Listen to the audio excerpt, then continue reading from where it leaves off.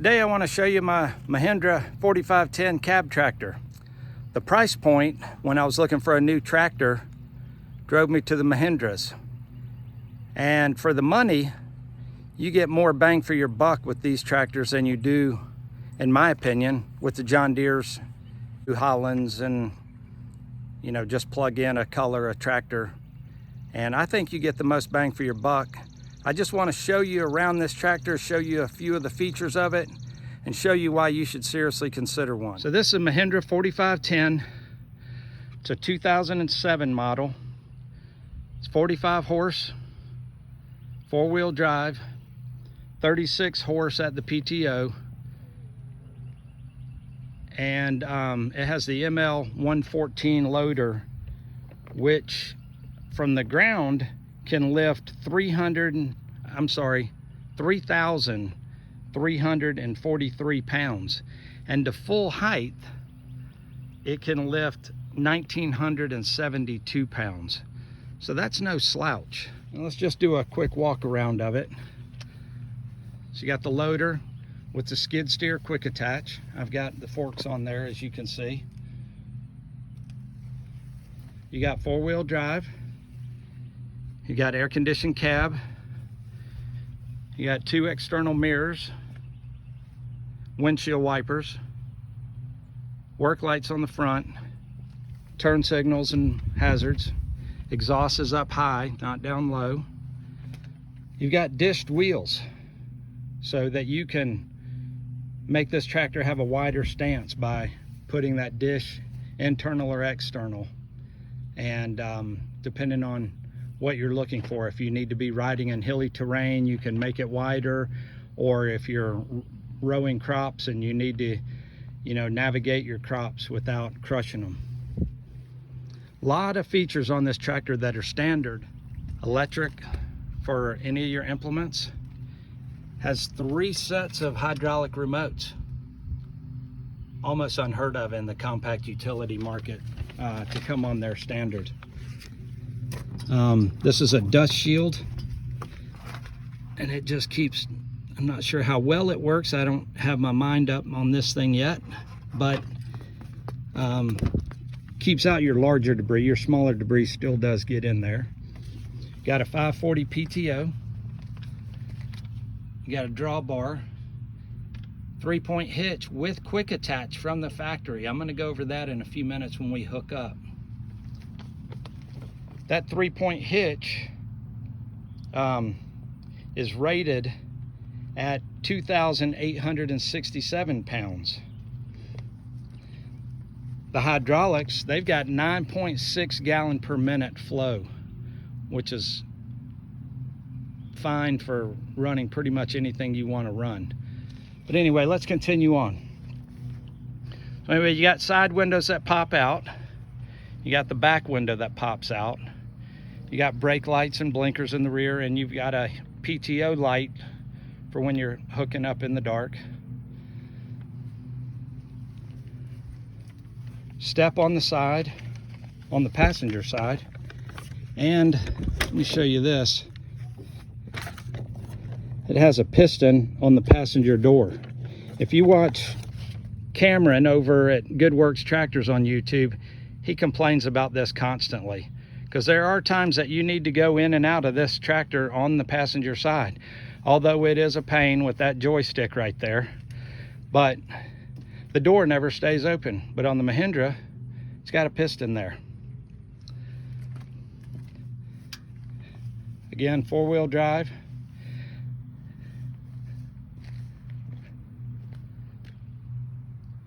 So let's go inside, let me show you. Cab locks, if you need it to. We have a flat floor in here. No transmission hump in here. Okay? We have a spring-loaded seat, not air-load seat. Everything about this tractor, one of the reasons it keeps the cost down is because this is a no-frills tractor. Okay, we'll go over that a little bit more as we go. But let's just start here. You see, it's very utilitarian. You've got the fuel You got your RPM and your miles an hour. You got your temperature. You got a bunch of dummy lights. You got your forward and reverse here. PTO here. Your throttle is here. And you have a gas throttle down here. You have a PTO master right here. Hazards, ignition with glow plugs. Down here on the floor, you've got your clutch. You've got your emergency brake. You've got a tilt. You've got your split brakes, which you can lock with that lever right there. And then your fuel. Over here on this side, you have your gear shift selector. Now, we got something I've never seen before. We have a double low. Low, low, then medium, then high. I've never seen a low, low, but you talk about some stump pulling power. You put that thing in low, low 1, man. Four-wheel drive selectors over here.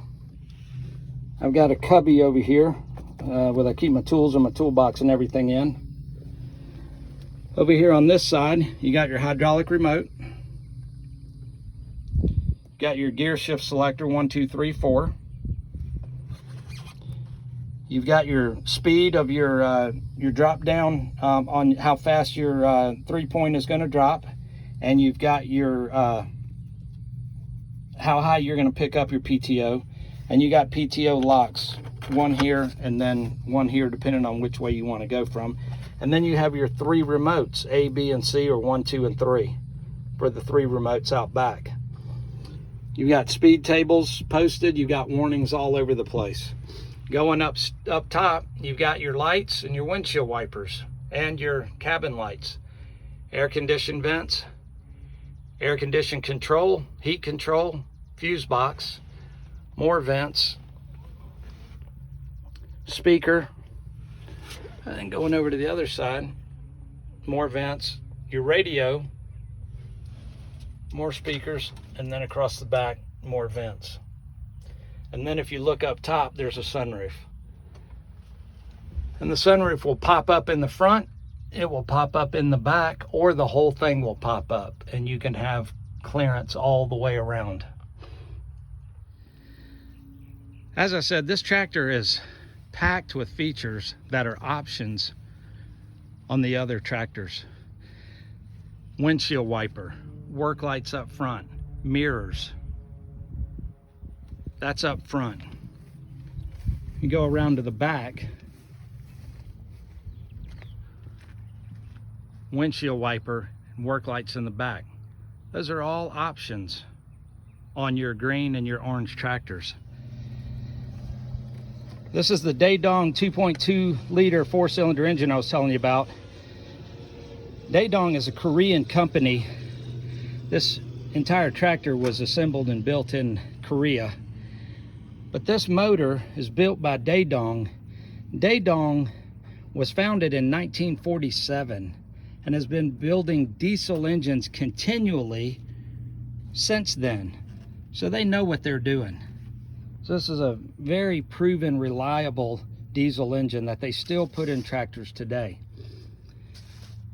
One of the nice things about this is how easy it is to get the covers off of this. A lot of tractor manufacturers, you have to have wrenches and stuff. To open up the hood, all you do is press this button, lift the hood up, put that keeper in there. Side covers are held in by those 2 grommets right there. And this front keeper right here. The front is the same thing. It's held in by these 2 keepers. It just lifts straight up and off. This side cover does the same thing.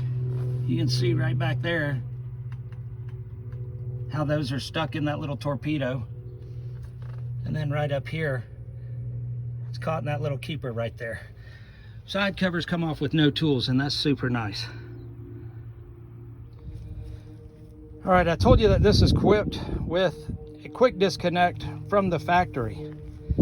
You can see There's little horseshoes there, and they have a keeper on them. From the factory, they come with these bushings right here. You have to swap this bushing out to each one of your implements, or you just have to buy a whole bunch of them. This brass thing is a guide to help the 3-point arm lift up, but they're really easy to put on. All you do is go over to your implement, slide them onto your implement, put your pin in, and lock it down, and that's it. And now it's on, and you come over, lift your 3-point arms up right underneath it. These brass things are the guides, lifts up and it clips right into your balls. Let me show you.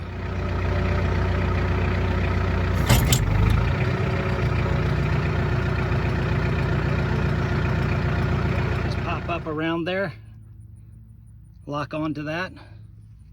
Use those brass guides right there, pretty simple.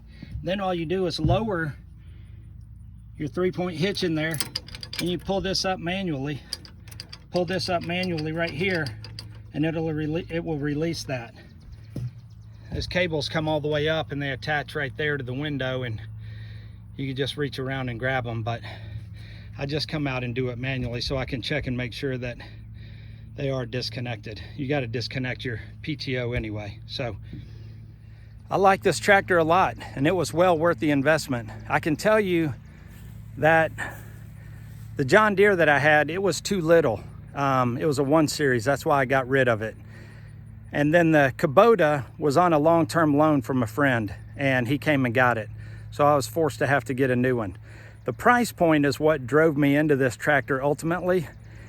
It was half the price of a Deere or Kubota of equal horsepower with a cab. And I just couldn't swing it. And so I needed to do something that was more economical. And being down in Georgia with all the humidity and everything and the dust, mostly the heat, the cab is a lifesaver. You can get out there and bush hog for hours and hours and hours and then get out and you're refreshed and ready to go do something else versus being completely spent. So if you need a new tractor, consider a Mahindra. I know there's a lot of complaints out there online with them, but you can look at John Deere, you can look at Kubota, you can look at anybody, and you're going to see complaints.